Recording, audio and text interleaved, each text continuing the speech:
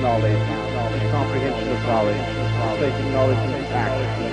Using these knowledge here against this practice classification, and therefore direction for Hello and welcome to part 2 of this AMMACH interview with John Shelton here at Avondale Studios. John has joined us all the way from the East Midlands. Now, I wanted to pick up with John some information that he told me about the John Buchan School. And this is to do with a website, but we're going to let John tell you that. So, John, welcome back. Thanks for joining us again. Tell us about the John Buchan School, because it does seem to be an unusual place. Yes, in 2007 I was looking on the internet. I was just web browsing, and I thought I'd look up John Buchan School, see if there's any reference to it on the internet. Now, I found an official website to it, but I also found an unofficial website called Survivors of John Buchan School.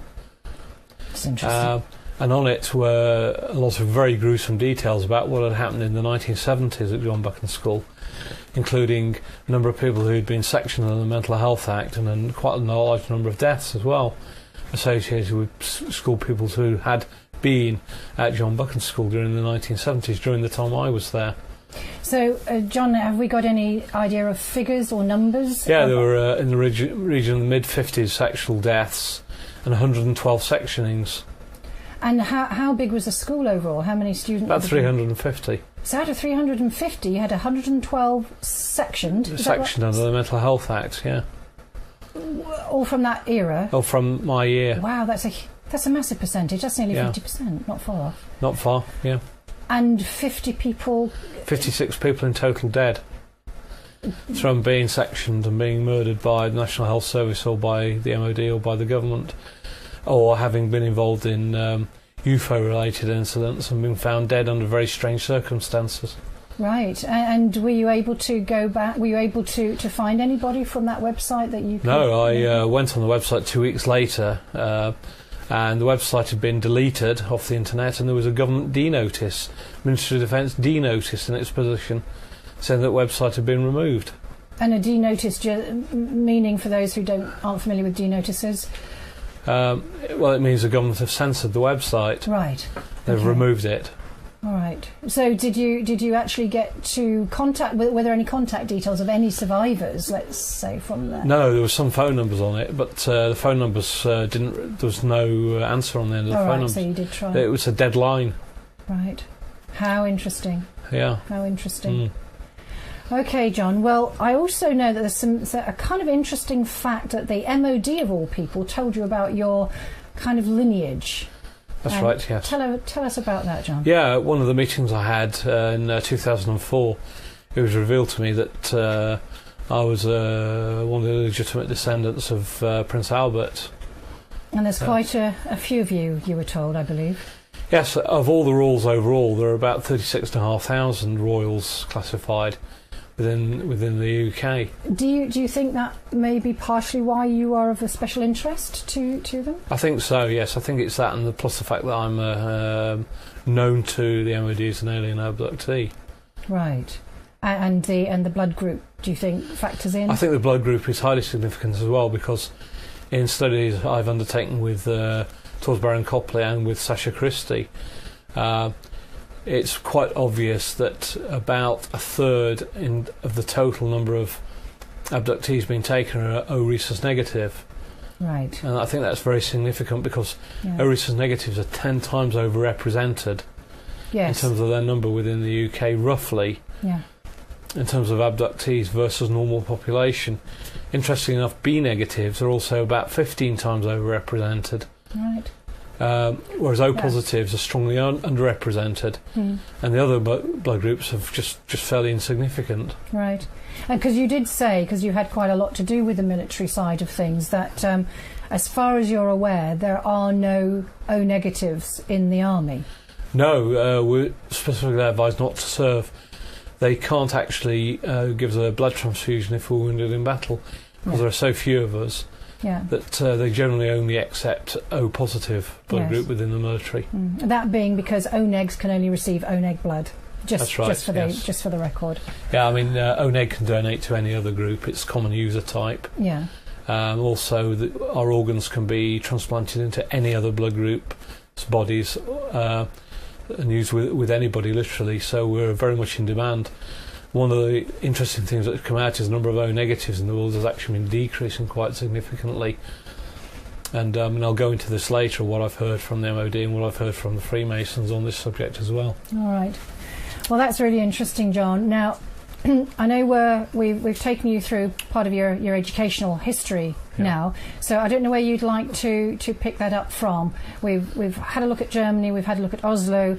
We were also saying in the little break that we took, John, and just to underscore this, I was saying to Miles that from our previous discussions that you'd said that the Oslo base, which just remind me the name of that one. Kolsas, thank you, was also a signals unit of an intelligence unit as well. Was that That's right, correct? yeah. It was belonged principally to the United States Air Force. Right. There's an Air Force intelligence unit there. Yeah, and that unit is now a museum. It's been part of it's a museum. Oh, yeah. right. Yeah. Okay. All right. Well, thanks for that. So, John, where would you like to go from here on in? Because we've come back. We've been in Lichfield, we've been in Germany, we've been in Oslo, and we're picking up now your education, I believe, at the university level. So, unless there's any other events you want to tell us about before that, perhaps we'll go into what you actually went on to study. Yeah, I managed to gain some GCE O levels and GCE A levels. You're right. I managed to get into Leeds Polytechnic to do a Bachelor of Arts with honours in Social Policy and Administration. Rightio. And I successfully completed that and gained a second class with honours. Following that, I went to University of York. I managed to get sponsorship to do Master of Science degree in Information Technology. Okay. I was in receipt of a Science and Engineering Research Council grant, Great. having attained a reasonable standard in an entrance exam I took. Right. And are those those are your two main degrees? Did you take any other degree level qualification? Yeah, I did postgraduate certificate of education, which is a postgraduate teaching degree in IT right. as well. Brilliant. Now, John, if I remember correctly, during your education you were visited, and you have referred to these visits before, and it seems to be that it involves the MOD. So I'd really like you to explain to us what that was about. I'd had contact from about 1974 with the MOD at John Buchan School, and also on occasion at Leeds Polytechnic, being contacted by them. And also it would appear by one of the MIs as well. What's an MI? One of the MI5, MI6 agencies. Right. Because I was actually given an address to write to in London for a job after I'd finished at university. And I checked that address out, and it was Century House, 100 Westminster Bridge Road, London. That checked out to be MI6's headquarters. Right. And on a later occasion, I actually rang the phone number they gave me. And it turned out to be manned by the personnel department and the graduate recruitment section of MI6. Right. Okay. All right. What I'd like to talk about is just how these visits or these associations manifested. I mean, would they come and find you at university or college, or would they come and knock at your door one evening? How did they find you? Yes, I was actually at the Polytechnic itself when I was contacted on each and every occasion. How would they do that? Would they come into the classroom? Would they come and find you? Well, they'd know where I was from my lecture schedule at the Polytechnic. I mean, it seems that they've had you tagged for a long time. Absolutely correct, yes. Okay, so tell us what happened and what occurred with these meetings, and any material that was given to you as a result of that.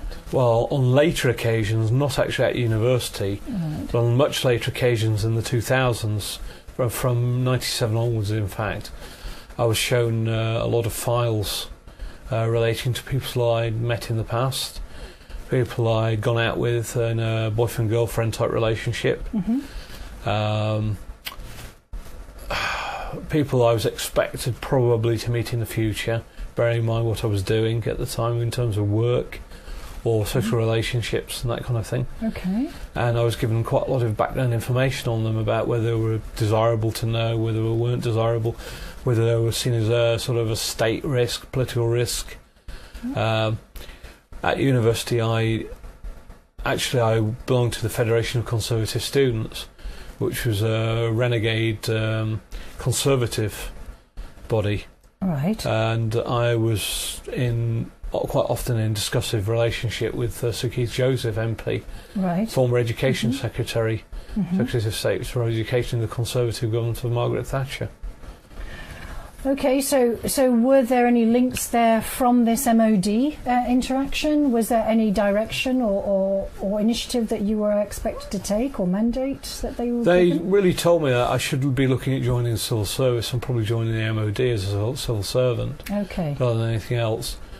When I did a project placement with the British Army in Aldershot Garrison in 1982. So you'd be about 20 by then? Yeah, about just over 20. So would you be based there for a little while in Aldershot? Yeah, I was in Aldershot for about 6 weeks Right. at the garrison headquarters there. And again, I had approaches from MOD while I was there. How do you rate these approaches from the MOD? How do you qualify these in the overall sort of scheme of things? What was it about you they were interested in? I think they were aware from my abduction experience in 1970 in Lichfield. Right. And they were very interested in me because of that. Because they showed me some still photographs of me being taken out the door. Oh, really? Yes. They appeared on 2 occasions to have occupied empty married quarters or council properties opposite where I lived. Right, and so did you see on the photograph then the 2 beings, these 2 dwarf-like entities? Yes, I did. Oh, right. Okay. How very interesting. Yeah. So they were interested in you because of that. Were they? Was this to do with information that you might have attained during that interaction with the device? They were very, very interested in deprogramming me from the abduction and talking to me about whether I'd seen any kind of propulsive power in any objects I'd been in. They were very, very obsessed with me looking at the control rooms and also looking at the engine compartments. Right. The power unit on the UFOs, actually, that I've experienced. So we've already established that you'd been doing some remote viewing. You seem to have that ability triggered in you to do. Yeah. So was this something that they were using you as, a remote viewer, would you say? Yes, from 1996 onwards I had renewed contact with the MOD, and I was actually being invited to sessions in Nottingham Chilwell Barracks. When you say sessions, are these meetings? Yeah, so there were a mixture of meetings, file discussions, and also remote viewing sessions, but also general ESP work. So were they doing tests on you for this ESP work? That's right, they were testing me with objects hidden under cups, reading what was written on the upturned piece of paper, trying to read the underside of it. And how did your scoring Trying to go? read minds. Some of it was very, very successful. Okay, so going back to remote viewing the ships then and their systems, were you able to do that fairly easily? I'm very interested in that, Joanne, because obviously some of these could have been German technology. Yeah, absolutely. And I'm specifically referring to Bill Newhouse, who was responsible for reverse engineering a lot of these craft. And so how do they work? Were they empathic? From the remote viewing experience I've got of actually looking into these ships, they seem to be controlled using a mind control system. Certainly the controls don't work in terms of manual push buttons or anything like that. Right. The Greys that I've seen operating the command and control centre within the UFO seem to do it by mind operation more than anything else, or by moving the hand in space above a set series of controls, operating them that way, or by looking at the control in a focused way and operating it via the minds. So have you been able then, by dint of that remote viewing, to assess what is going on with the ET, what the Greys are doing, if they're working in collusion with anyone else? Well, that's a very interesting thing, because one of the things that the MOD himself discussed was the Ares Communications Network. Ares Communication Network, which is actually used to broadcast signals from Earth to a geostationary satellite. Right. And then to into outer space. And basically what they seem to be doing is broadcasting map coordinates into outer space for ET to come and look up people and abduct them. In other words, say you give a series of map coordinates. Sure. On paper, you send it through intelligence, whatever. It's broadcast on Super Aries or Aries to the satellite. The satellite's then broadcast it into a specific area of outer space where the signal's picked up. Then the EBs come and pick somebody up by abduction. Were you able to, or were you asked or tasked to remote view where that region of outer space was? In other words, was it within the solar system or not? Yes, the signals appear to have been broadcast at Pluto. Right, it's funny, that was going to be my next question. I was going to ask about that. So Pluto region, then. Region of Pluto, yeah. Can you deduce from this interaction with the MOD your own abduction experience and what you remote viewed, whether there was any collusion? What came of these map coordinates? And then yes, it's a very, very good point, John, because the MOD gave me the impression that I'd be abducted in September 2005. And did that happen? Not quite. It was actually February 28th, 2005. Okay. When the aliens attempted to take me, but they weren't successful because I employed a number of countermeasures against them. Okay. Can you describe that event from the beginning? Was it? Yeah, I mean, I spent about 3 nights trying to avoid abduction. How did you do that? I was using a number of trannying and trancing techniques that I knew. I need you to describe each of those words because we're not familiar with them and not familiar with them in terms that you relate to them as. So would you mind just taking a moment to describe those? Essentially, does that mean you do have to keep your mind busy with some kind of distraction signal? That's pretty much correct, actually, yes. What I was actually doing was I was broadcasting with my mind as powerfully as I could images against the aliens I knew to be in my vicinity, and I was actually kind of threatening them with retaliation if they were going to try and abduct me. What retaliation methods did you beam at? Well, I was using psychic witchcraft. Okay, so can we I just want you to describe those 3 words, which we haven't done because we had a question, but just so we're really clear about what they mean, if you're okay with that. Well, Tradding is basically psychic witchcraft by any other means. That's tradding. Tradding. Tradding. Okay, that's fine. Tradders are basically psychic witches who can cause, by various physical and ethereal means, the appearance of aliens and UFOs on Earth. Right. And it is that which is very, very, very heavily legislated against in secret by all governments within the United Kingdom. Now, this is really important to hear about that. Can you hold on to that thought for a moment? Because I really want to visit that, but I want those other 2 words because I know we'll visit them again. So you said tradding, trannying, yeah.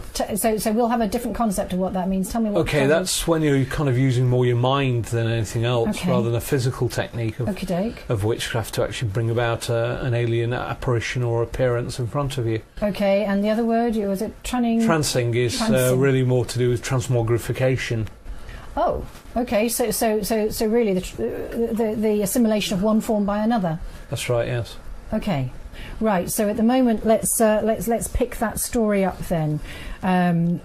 So you are now you're beaming out this contra image for them to not take you. How did you know that they were going to be taking you? What signals did you pick up? Because I physically saw them outside my bedroom window. Oh, did you? Yeah, I had some very odd experiences over the preceding days. I thought, this sounds like a precursor event to an alien abduction. Can you tell us what that was?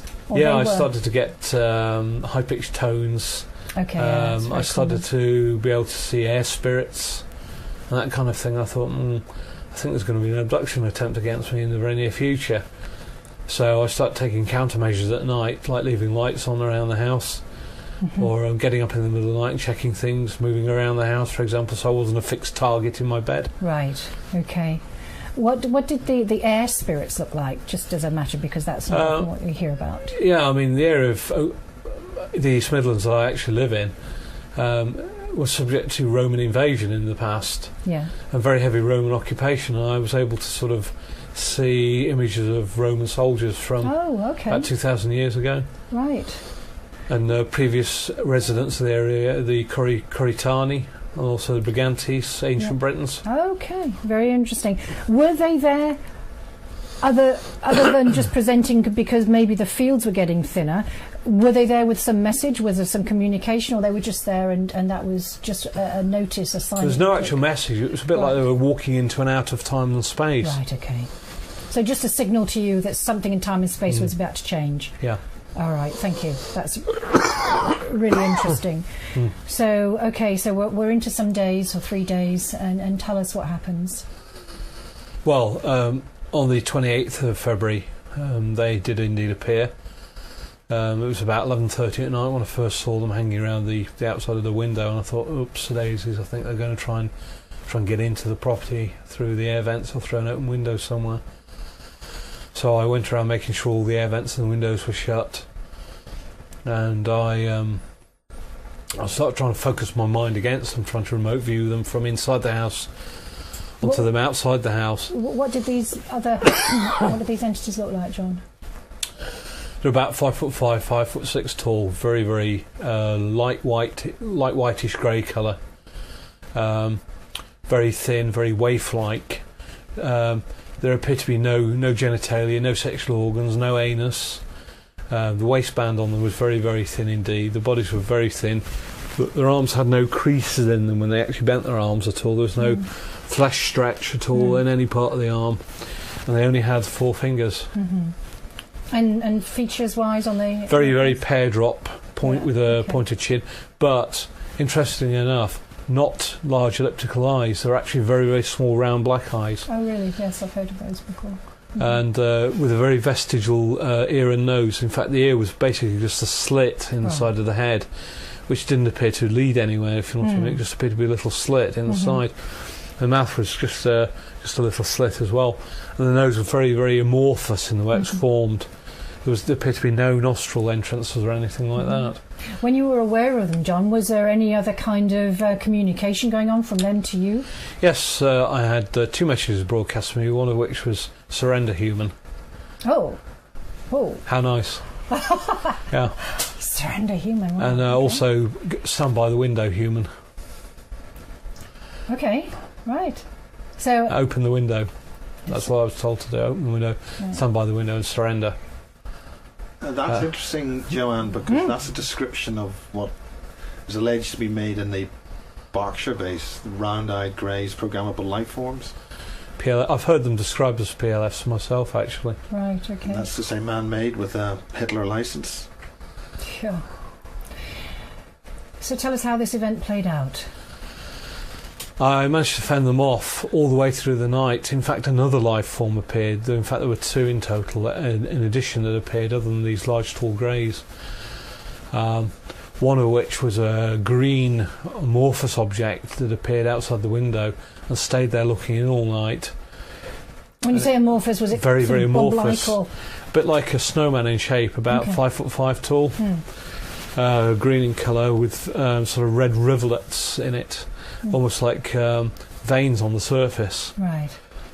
It didn't actually do anything. It disappeared when the dawn came up and the light emerged. So, I'm not quite sure what purpose it served, but it did indeed have 2 little black globe eyes with a large elliptical black eye in the forehead, which I took to be a kind of a third eye, basically, a remote viewing system it was using. Yeah. To try and focus on me in my room. Right. So dawn came and you'd basically won and didn't surrender. Yes, at dawn I heard the sound of thunder in the distance. The sun had come up, pretty much, but the sky was very grey and overcast. Only about 2,000 foot cloud base, if that. Right. And what appeared absolutely scared the living daylights out of me. It was a massive flying triangle about 1 mile long. Wow. Okay. Yeah, with a V-shaped hull and sort of a staccato pattern on the hull. I actually got behind it at one point, and it had 3 very large entrances that appeared to be engine portals at the back.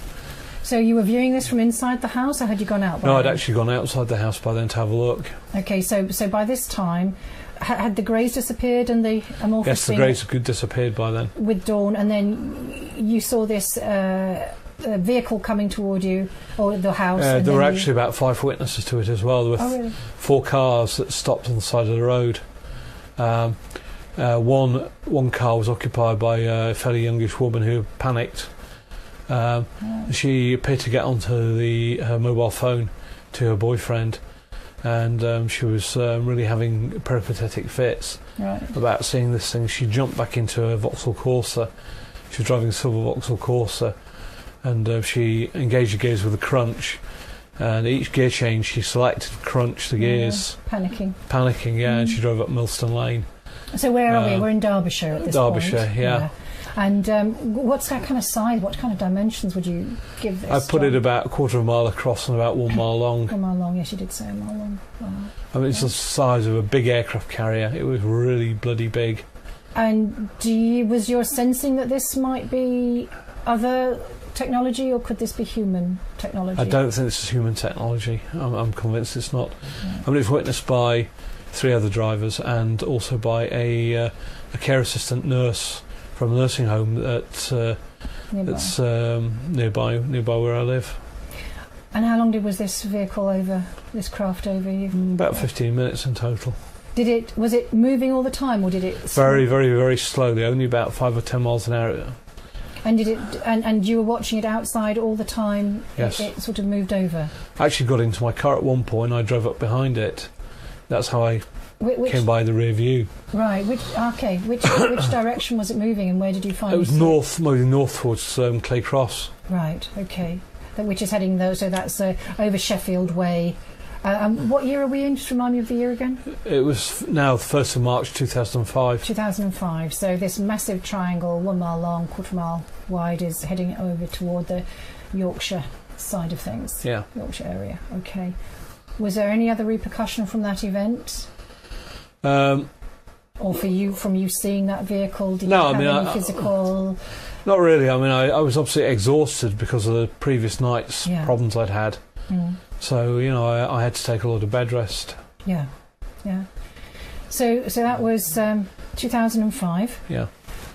Just take us back. I just want to factor in again the MOD. Did you have any other visits after that event from interested parties on the human side? Only Men in Black. Men in Black. Okay, tell us about the Men in Black. Is this the same year? No, this was much later, in fact. Okay. 2009, I had... 2000, so just fairly recently then. Yeah, I had a visit by 2 very strange characters who banged on the door. They were both very, very roughly dressed. What time of night would this be? Oh, about 8 o'clock at night. And it was winter? December, so it was pitch black. Yeah. The outside light wasn't working very well, so I was having to use the inside light on the house in the hallway.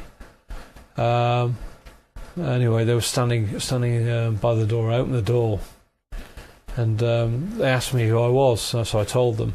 They basically looked at each other, shook their heads at each other, took their glasses up, and behind the glasses were very, very large elliptical black eyes.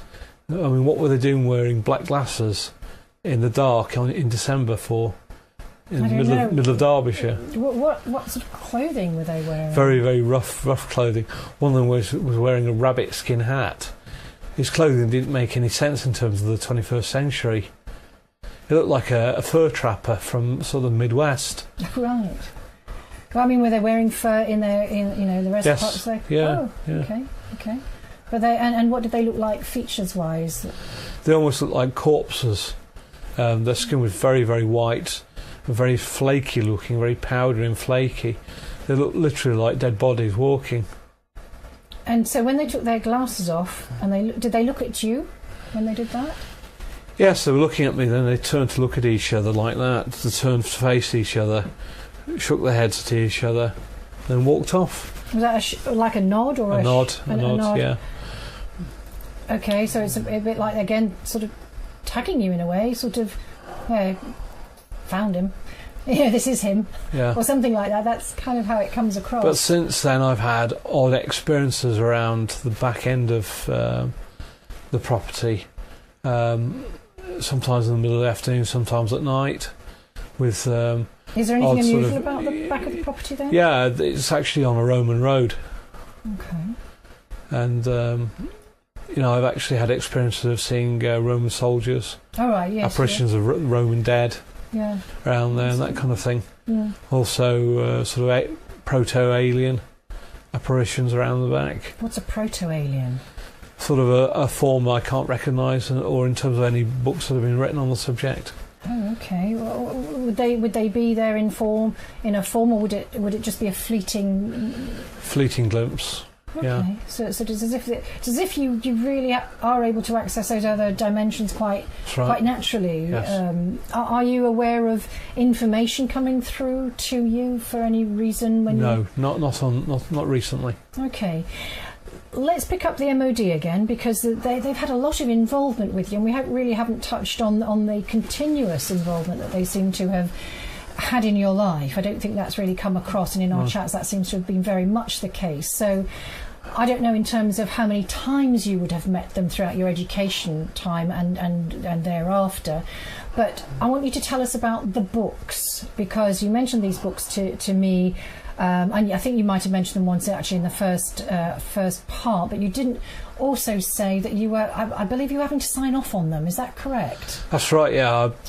I have on occasion been issued with sets of books, guidance books basically, from the MOD, as per issued to members of the royal family and minor royals basically. And these are on protocols of behaviour? Basically protocols of behaviour and who you can talk to, who you can't talk to. And also describe potential girlfriends to you and potential friends at work, for example, and who to get to know, who not to get to know, why you should get to know people and why you shouldn't get to know people. Are these naming names and showing? Yes, they are indeed, yeah. Right. Are Miles and I featured in? No, Miles and yourself aren't actually. Oh, you mean I'm not featured on? No.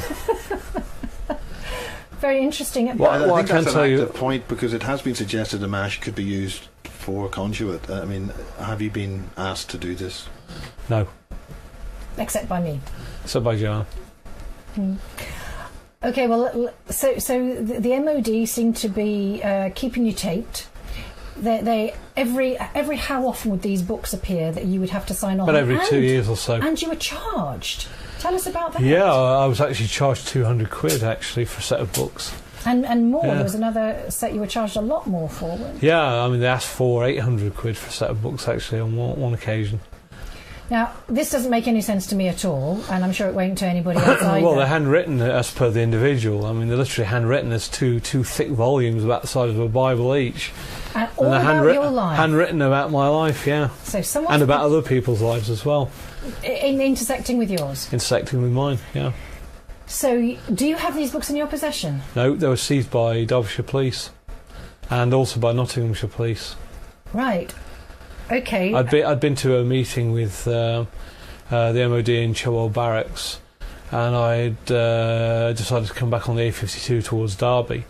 I was stopped by a Volvo police vehicle of Nottinghamshire Police, and they got out the doors and pointed two Heckler and Cock carbines at me, assault rifles. Why? And asked me to hand my books over. Oh. Just like that? Just like that. Yeah, I think they'd followed me back from the barracks, actually. So you're having association with Derbyshire and Nottinghamshire Police, then? That's right, yeah. So is one working against the other? No, Derbyshire and Nottinghamshire Police would always work together on this kind of thing. Okay. No, but I mean, it seems that we don't have everybody on the same side here with the MOD and that's true. And the police. Royals are not liked within Derbyshire. It's a revolutionary county and it's a pro-Roundhead county, not a pro-Royal or pro-Cavalier county. The Royals themselves divide the British population up in terms of Roundhead, Cavalier and Royals. Okay, and I'm basically a Cavalier Royal. I'm surrounded by Roundheads who I'm not really supposed to have anything to do with. And that's just a classification they put on people. Where's that classification come from? Is that from the English Civil War? Right. About 400 years ago. Yes. Sorry. No. What I meant by that was, is that still then being used today? Yes, it is. Yeah. And are the police using this as a sort of general? No, the police don't look at people like that. Okay. They see Royals as troublemakers and also potential tradders or trannies or trancers. So they're very, very tend to be hateful of Royals. Actually, not like us and don't want us in the area, to be honest. So you're clearly, perhaps it's not clearly, but maybe you're being targeted also as a direct descendant of Prince Albert. Possibly so. Maybe that's part of the factoring in. I mean, who knows? We don't know anything. We're just trying to put the pieces together. But also, you were mentioning, you did mention something about witchcraft earlier, and I'd quite like to just revisit that again, because the witchcraft, the psychic side, seems to have quite a profile in different people's cases, and in terms of using psychic energy and power. Well, yes, I mean, within the East Midlands, it's specifically banned that you cannot trad, tranny or trance within the East Midlands. And in fact, it's punishable by death. Right. Can I just clarify? Just because trad, tranny and trance, meaning that you cannot use psychic powers. That's right. That's basically what that means. Yes. You're not allowed to be seen to be doing that, to be conjuring up spirits, to be using... liaising with aliens or anything like that. Yeah. Right. Okay. So that means that what you're doing is highly, in their eyes, illegal. Even though it's not written in public law, it is in fact covered in private legislation to which only persons of high security clearance have access. So how do the Masons and those people who were... Well, the Masons are very, very anti the negative allele type, very anti-O negative, very anti-B negative, very anti-A negative. They're pro-rhesus monkey in development. So they're trying to push all the positive allele groups forward and trying to recede all the negative allele groups. Allele meaning the blood type. Blood type, yeah. So the Masons then seem to have a remit from when? Time immemorial? Oh yes, about 2,000 years ago, I think. 2,000 years ago. Do you know what precipitated that? Well, they're pro rhesus positive. They see rhesus negatives as a problem because the rhesus negative gene tends to not be controlled in terms of its psychic power, especially the O negative in particular, tends not to be controllable in terms of psychic power unless it's the person's actually dismembered in some way physically. Ooh, right. The way they've dealt with tradders in the past is when they've hunted them down, they've actually, if they found them actually in the process of tradding, they've actually wrenched their male organ off, and the tradders have bled to death, and they've also been beaten to death, shot, set on fire. Did you say that you had been shown footage of this? Yes, I have, yeah. There's a bit of that on YouTube where a person's ripped to bits. Is it something like that? No, there's none of this footage on YouTube. It's classified under the Home Office infrared security classification. I was shown it again on 10th of January 1987 at Derbyshire Police Headquarters. Is that in Ripley in Derbyshire? Near Ripley, yes. Butterley, yeah. Okay. So I just want to go over that again because that's shocking for many people to hear about. There are approximately 23 witches were seen being manslaughtered by the police. Okay. And then these are all on private files? Yes, they are. It's a classified. Classified, yeah. I mean, that's possibly why, having seen that and spoken about that, it's possibly why I've attracted the attention of the security services in addition to the MOD. Right, so when you were shown those, by the police? Yes. Under what circumstances were you shown those? I was actually present in the police training centre at the time. For what headquarters. Well, I'd been asked, along with other constables, to actually look at the film footage. You said with other constables, does that mean you were seconded in as a... Yes, I mean, we're actually there to view the footage. But you're not a policeman, are you? I'm not a policeman at the moment, no. Right. Have you been then in the past? Yes, I have been, yeah. So were you working as a policeman at that time? I was a probationary constable at the time, right. Yeah. Sorry, I hadn't established that. I hadn't figured that out. Okay. That's fine. So continue. So you were there to see this, and they were showing you this because they wanted you to be aware that this is what you will be expected to do? This is what the law is. That I could well have been expected to do that to other people, yes, but I would emphasise that I certainly haven't been involved in anything like that at all. From either side, either acting as a tradder or acting as a constable against tradders. Yeah. So, and you were saying that there is a very strict policy of dealing with these people in the East Midlands. Yes, within Leicestershire, Derbyshire, Nottinghamshire, East Staffordshire and parts of South Yorkshire, it is absolutely verboten. It's forbidden to do this kind of thing. All right, and how is it known that anything like that would be being done? I mean, are there... Through contacts and observation, bugging of phones as well done by the police. Okay. By the security services. All right. By GCHQ if they pick up any signals. And have you had any interaction with people working with psychic energies or that kind of thing? I've met a few tradders. I've met a few witches and tradders over the years. Yeah. But I haven't actually indulged in any tradding in the sense of I haven't become a trad, a part of a witchcraft trad, as it's known, a traditional trad. All right, okay. So there seems to be a lot of fear around that then, a lot of fear to quash it, so there is no, as far as it's possible, to quell that psychic expression. That's correct. It's all seen as a breach of the peace.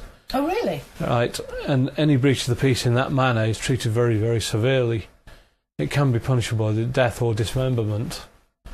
Dismemberment, is that on the statutes? Is that on the law somewhere? Well, let's just put it this way: you won't be having any children after they've been seeing you. Right. Okay. All right. So, because I know you mentioned that there were some people that you had that there was some association with, and I just wondered if there was any reflection back from that, some ladies in the Derbyshire area, and whether that had any. That's true, actually. Yes. Reflection on what we're talking about. There were at the time 3 who I had received ethereal psychic communications from within one small area. Okay. And I knew all 3 of them through my school. Oh, right. Okay. So, as well as knowing them through the school, there'd been some sort of telepathic communication, perhaps. Yes.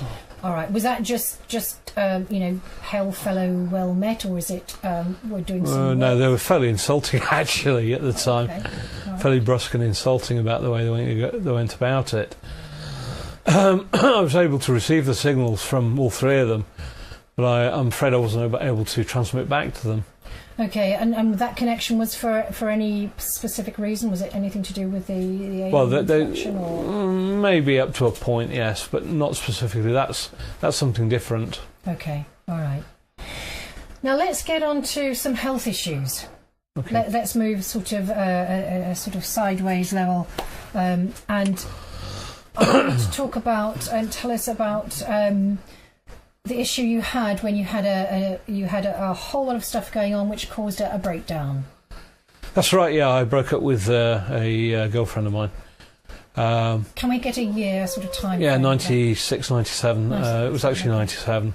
Yeah. I had a lot of problems with villagers in the area where I lived in for an unknown purpose. I didn't seem to get on very well with them. I had a good job at the time. I was a marketing manager and also deputising as marketing director, and also I was a company director of another company as well. On top of that, which had just started, although it wasn't technically bringing in any capital at the time. I mean, it was there as an entity, and I was indeed registered at Companies House as being a director of that company for about 4 or 5 years prior to 97. Okay. Somebody. Quite possibly my former relationship arsoned my motor vehicle. Oh, okay. And I actually lost my job because of it, my day job. I had started to get a nervous breakdown. So that coincided with the split up of the relationship as well as slightly after it, yes. Yeah. Okay. Also, she attempted to arson my bungalow. Oh, right. Okay. By setting fire to a windowsill and also the shed outside as well. They're under a lot of stress. And she turned up with 2 police constables armed with a shotgun as well. So on what basis? She was trying to prosecute me basically under the Trannying Act. So right. How strange. How strange. Yeah. Well, she's got a reputation for making things up and for being an arsonist as well, for being a semi-professional arsonist. Okay. And having been subject to very, very heavily intelligence service as surveillance over the years. herself. She has, yes. Right. Okay. Yeah. Okay. So that then leaves you in a very distressed state over a period of time. Yeah, I went for quite a lot of time without sleep. There was another event that precipitated that, actually. On approximately the 28th of May 1997, I had another abduction event. Oh, okay. I'd been down to see my girlfriend in her village. She refused to speak to me. I got back about 8:30 in the evening to my home. About 11:30 that night, I collapsed on the settee. I was absolutely exhausted. I'm not quite sure what happened for about 3.5 days, because about 3.5 days later I actually woke up. Okay. So on the settee? On the settee, yeah, except my trousers were down around my ankles. I was partially dressed. Bear in mind, I was fully dressed, fully clothed, and zipped up when I collapsed. I mean, the back door was wide open. And I was covered in a gelatinous, ozone-y type substance. What, from top to bottom? Top to bottom, literally Really? plastered in a gelatinous ozone substance. Was anything else covered with it? Yeah, my cat was covered in it as well. Was the furniture? No, not the furniture, but just the two, living beings? Just the two living beings in the house were. Oh my goodness. I managed to get myself upright and get my pants back up again and zip myself up. I mean, just talking about that, I mean, clearly there'd been something going on in those lower regions of your body. Yeah. I expect. Well, we're going to have to follow that up in the next part, Right, since let's do that. Hang on we're to closing the out box. in part 2, and we'll continue those details in part 3.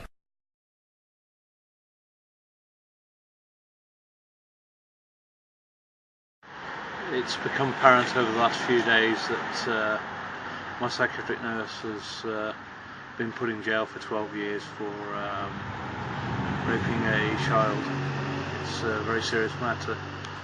And we have a picture of the newspaper. It's from the Derby Evening Telegraph on the 20th of July 2012, which was a Friday, and this is breaking news, and the name of the convicted, he's actually a paedophile, is Malcolm Hunt, who is also your psychiatric community nurse. That's or community right, yes. psychiatric That's right, nurse.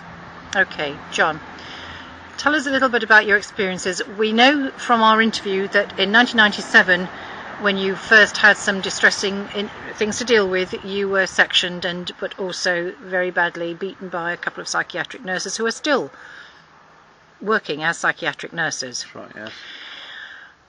But then, later on, 2007, this gentleman, Malcolm Hunt, was assigned to you as your personal community psychiatric nurse, and he was also designated to give you every 2 weeks what you called the depot injection. That's right, Just yes. tell us about that, John. Yes, every 2 weeks he'd come and administer a depot injection to me. And that was a sedative, was it? It's basically a major tranquiliser that I'm asked to take by the Mental Health Trust. In October 2010 he became exceptionally violent, and he slapped me across the face, across the right hand side of my face, giving me a black eye. I mean, that must have been a bit more than a slap to black your eye, John. Yes, it was more like a rabbit punch. Yeah. Okay. Sort of a cross between a happy slapping and a rabbit punch. Okay. And also you found him going through personal items, I believe, when he was at your home. That's right, too. yes. I found him pilfering items out of my bedroom, also rifling through my bedroom drawers. He'd actually taken old photographs out of my top drawer that were from an era when I was actually a student at Leeds Polytechnic and also at University of York. Okay. So, John, so we've got that, and then I believe that you came upon him in your home, and he was engaged in an action of masturbation with That's one right. of your photographs. Yes, he'd taken a photograph into the bathroom, and I realised he'd got the photograph actually, because I'd seen him pilfer it, and he'd gone into the bathroom ostensibly to go to the toilet for a wee, and I heard him some shuffling sounds, and I heard him masturbating basically in the bathroom. I walked into the bathroom and I caught him masturbating with his penis. Basically, he had a photograph of me in front of him. He was viewing the photograph masturbating. When I walked in, he became very angry and he hit the bath panel, cracking it, so he's written off the bath fascia panel as well. So causing criminal damage. Criminal damage. Yeah. Okay, all right. So John, there's also been another event as well, where when he was administering the depot injection to you, he sexually molested or assaulted you. That's right. I was laying prostrate on the bed as I'm required to, or I felt I have to, in order to have a buttock injection. Right. And he actually put his hand in a scooping motion inside my black underwear, and in the instep between my legs, and reached around, and he actually grabbed the foreskin of my penis and tried to yank it backwards. Again, that's sexual assault. Yeah, absolutely. Absolutely. Okay, and he clearly was often a very angry person, or expressed anger or belligerence to you on more than one occasion. And again, he caused some other criminal damage to one of your possessions, which happened to be a bike helmet, one of the big bike helmets. Yeah. What did he do with that? He was examining it. He placed it on the floor and he booted it across the floor at its base, causing the paint to flake off and it to be fractured around the base of the helmet, rendering it unusable. Okay. Again, that was about £220, something like that. Okay, and it seems to be that these community psych nurses, from your experience, seem to be generally quite aggressive or belligerent. Yeah. It seems to be part of their MO, their modus operandi. So, John, during this time, the reason that you called us and why this is such an important update is that Malcolm Hunt, this gentleman, has been convicted of paedophile crimes, 10 counts of sexual, sexual offences against an underage girl, under 13 years old, who was a patient.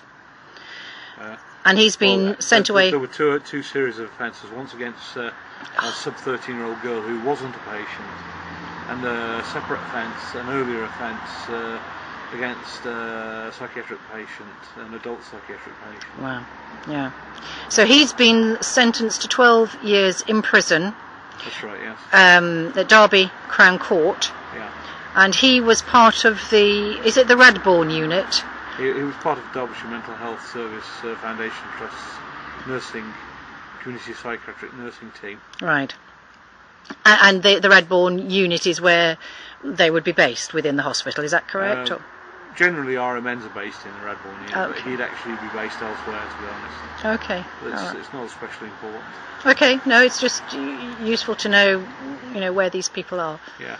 All right, so then we have this breaking update, and we have the picture here, the photocopy of the newspaper, which is Friday's newspaper, Friday the 20th of July 2012, and there is the gentleman in question and the article.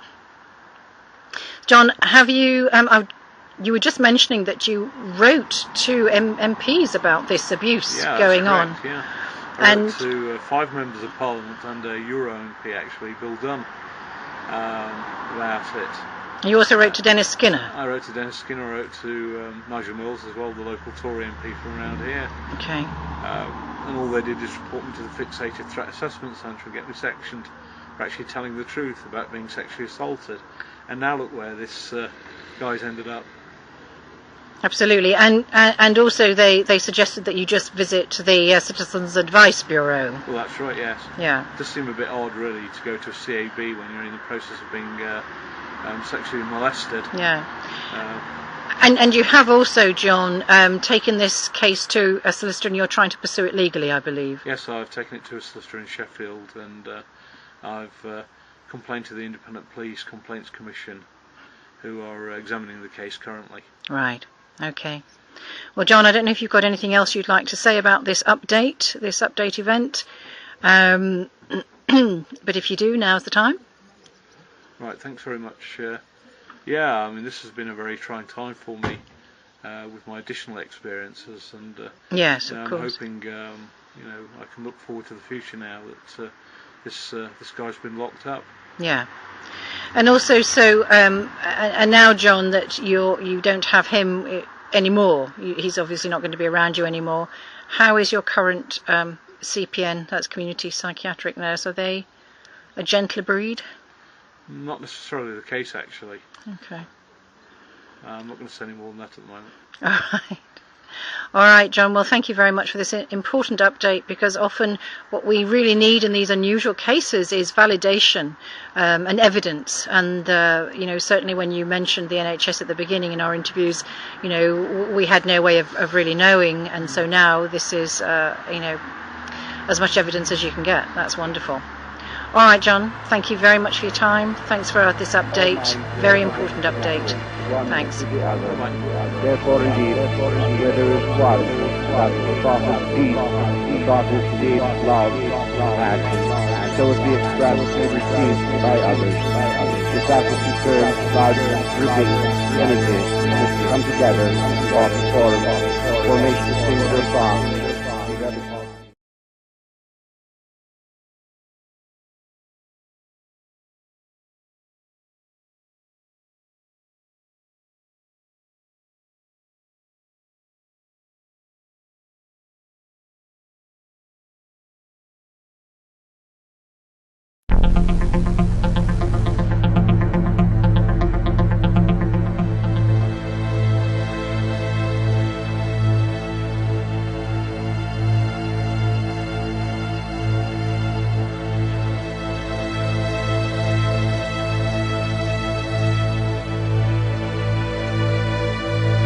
Love consciousness,